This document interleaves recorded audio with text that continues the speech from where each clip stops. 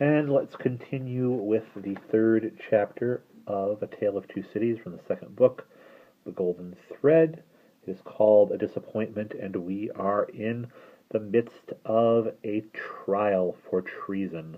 The first two witnesses have been called, and they are rather suspicious, but sick to the fact that they are patriots and are just doing their duty by turning this guy in. Next, we hear from Mr. Laurie, who is very non-committal, but says that he met the prisoner on the passage from England, or from France to England with the Manettes, and now Miss Manette is going to tell the story of how she met the accused. When the gentleman came on board...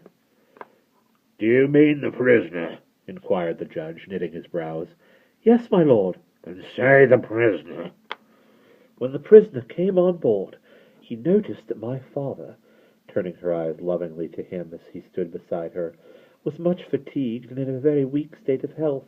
My father was so reduced that I was afraid to take him out of the air, and I had made a bed for him on the deck near the cabin steps, and I sat on the deck at his side to take care of him. There were no other passengers that night but we four. The prisoner was so good as to beg permission to advise me how I could shelter my father from the wind and weather better than I had done.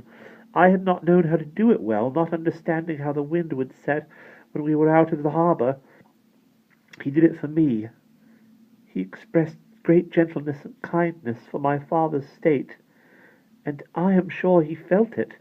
That was the manner of our beginning to speak together." "Let me interrupt you for a moment. Had he come on board alone?" "No." "How many were with him?" "Two French gentlemen." "Had they conferred together?"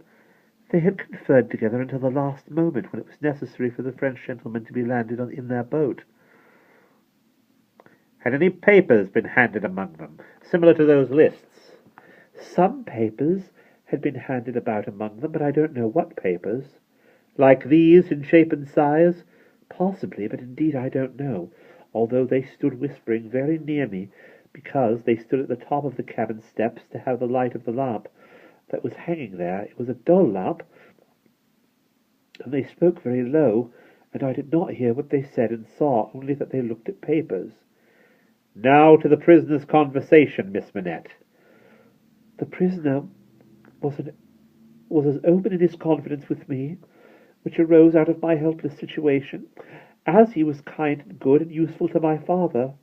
I hope," bursting into tears, "I may not repay him by doing him harm today," buzzing from the blue flies. "Miss Manette, if the prisoner does not perfectly understand that you give the evidence which is your duty to give, which you must give, and which you cannot escape from giving with great unwillingness, he is the only person present in that condition. Please go on." "He told me that he was travelling on business of a delicate and difficult nature, which might get people into trouble, and that he was therefore travelling under an assumed name. He said that this business had, within a few days, taken him to France, and might, at intervals, take him backward and forward between France and England for a long time to come." "Did he say anything about America, Miss Manette? Be particular."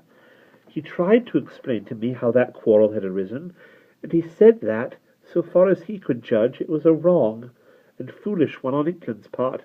He added, in a jesting way, that perhaps George Washington might gain almost as great a name in history as George III, but there was no harm in his way of saying this. It was said laughingly, as to beguile the time."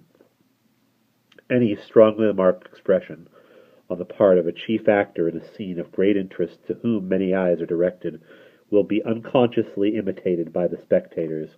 Her forehead was painfully anxious and intent as she gave this evidence, and, in the pauses when she stopped for the judge to write it down, watched its effect upon the counsel for and against. Among the lookers-on there was the same expression in all quarters of the court, insomuch that a great majority of the foreheads there might have been mirrors reflecting the witness, but the judge looked up from his notes to glare at that tremendous heresy about George Washington.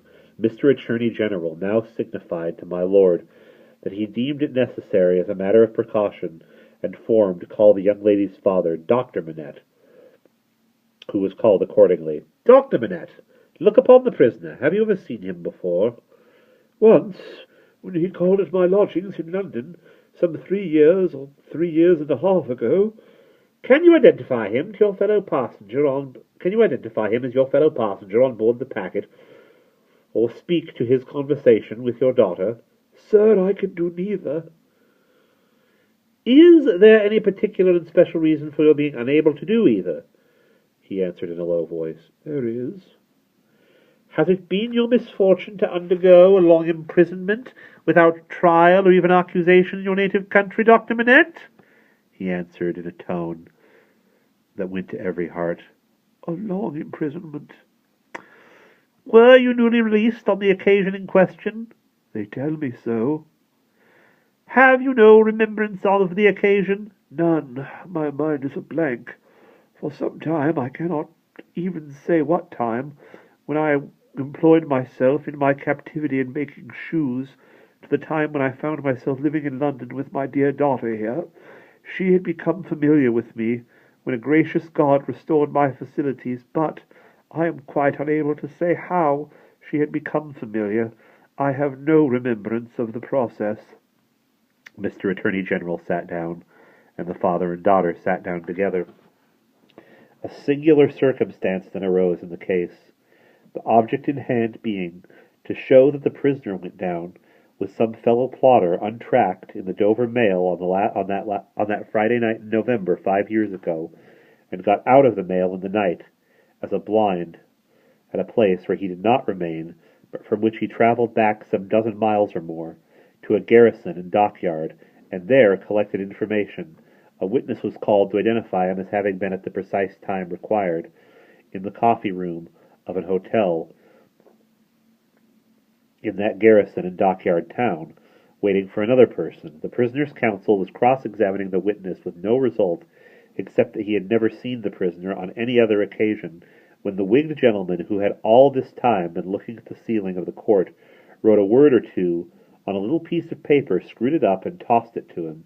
Opening the piece of paper in the next pause, the counsel looked with great attention and curiosity at the prisoner.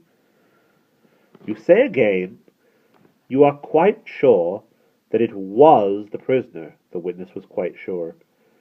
"Did you ever see anybody very like the prisoner?" "Not so like," the witness said, as that he could be mistaken. "Well, look upon that gentleman, my learned friend, there," pointing to him who had tossed the paper over, "and then look well upon the prisoner. How say you? Are they very like each other?" Allowing for my learned friend's appearance being careless and slovenly, if not debauched, they were sufficiently like each other to surprise not only the witness, but everybody present, when they were thus brought into the comparison. My lord, being prayed to bid my learned friend lay aside his wig, and giving no very gracious consent, the likeness became much more remarkable. My lord inquired of Mr. Stryver, the prisoner's counsel, whether they were next to try Mr. Carton, name of my learned friend, for treason. But Mr. Stryver replied to my lord no, but he would ask the witness to tell him whether what happened once might not happen twice, whether he would have been so confident if he had seen this illustration of his rashness sooner, whether he would be so confident having seen it, and more, the upshot of which was to smash this witness like a crockery vessel, and shiver his part of the case to useless lumber. Mr. Cruncher had by this time taken quite a lunch of rust off his fingers. In his following of the evidence, he had now to attend while Mr. Stryver fitted the prisoner's case to the jury, like a compact suit of clothes, showing them how the patriot, Barsad, was a hired spy and traitor, an unblushing trafficker in blood, and one of the greatest scoundrels upon earth since accursed Judas, which he certainly did look rather like. How the virtuous servant Cly was his friend and partner, and was worthy to be, how the watchful eyes of those forgers and false swearers had rested on the prisoner as a victim, because some family affairs in France, he being of French extraction, did require his making these passages across the Channel. though what those affairs were, a consideration for others who were near and dear to him, forbade him, even in his life, to disclose. How the evidence had been wrapped and wrested from the young lady whose anguish in giving it they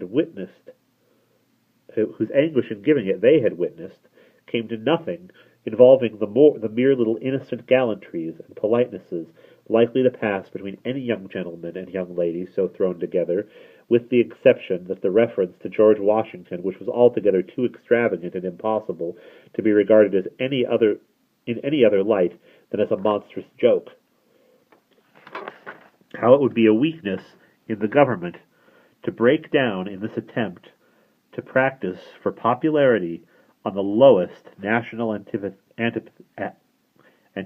and fears, and therefore Mr. Attorney General had made the most of it, how nevertheless it rested upon nothing save that vile and infamous character of the evidence too often disfiguring such cases, and of which the state trials of this country were full.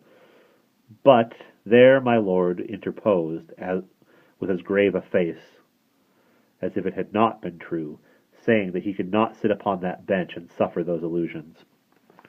Mr. Stryver then called his few witnesses, and Mr. Cruncher had next to attend while Mr. Attorney General turned the whole suit of clothes Mr. Stryver had fitted on the jury inside out, showing how Barset and Clay were even 100 times better than they had thought them, and the prisoner 100 times worse.